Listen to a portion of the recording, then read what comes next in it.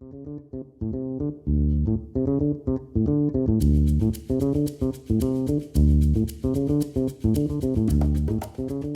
5 says that a wallet containing 5 $5 bills, 7 $10 bills, and 8 $20 bills is found and returned to its owner.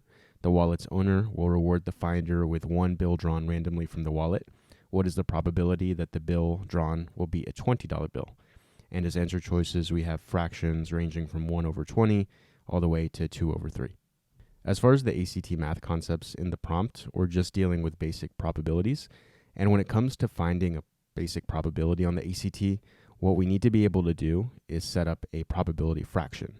And probability fractions, they have on the numerator the number of desired outcomes, and then on the denominator, they have the number of total outcomes, like this. And I'll put a division bar right here to indicate that it's a fraction. So now let's go back to the question and try to figure out what our desired outcomes are as well as the number of total outcomes.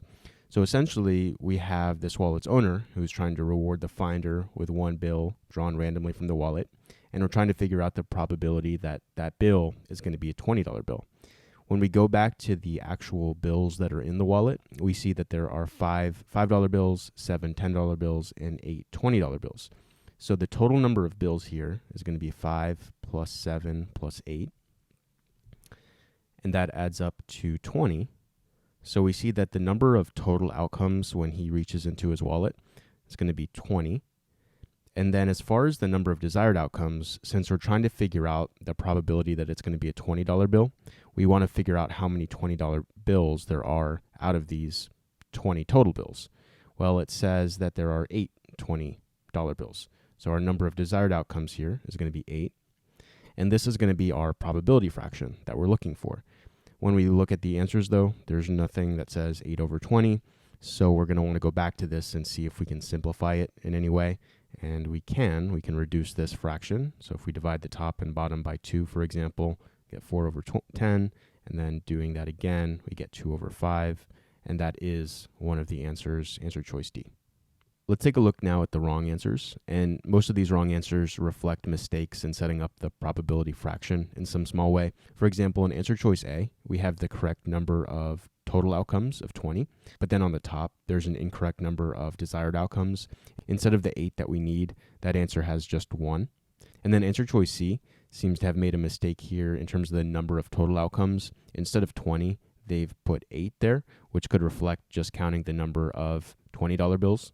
And then answer choice E could reflect a mistake where we have the number of desired outcomes as 8 correctly, but then if we make the number of total outcomes and don't actually include those $20 bills, those 8 $20 bills, we would have 5 plus 7 for the other bills, and we would get 8 out of those 12, and that reduces to, see, dividing this by 4, we get 2 over 3. So that could reflect that mistake. And then answer choice B, this seems to reflect the mistake of actually getting all the currency. So if we were to do 5 times 5 to get the amount of cash from these $5 bills, plus 7 times 10 to get the cash from the $10 bills, plus 8 times 20, this becomes, 25 plus 70 plus 160. And that is 230, 255. And so if we put that number on the bottom, and then we put the 20, like dollars, on the top, so again, this is like the currencies basically, then that reduces to 4 over 51. All right, and as always, I'm going to write out what we ultimately needed to know here, right here. Ultimately needed to know. And here just came down to basic probability. And as we saw, we could have even just, as far as ultimate takeaways from this question, in addition to seeing that we need to know the basic probability, another interesting thing about just the presentation of the question is the way it's written. So for example, we have 5 $5 bills, and then we're also being asked to find the probability of a $20 bill. And it turns out that the total number of bills is 20. Which all these little things are like little tongue twister types of obstacles that the ACT is beginning to throw at us.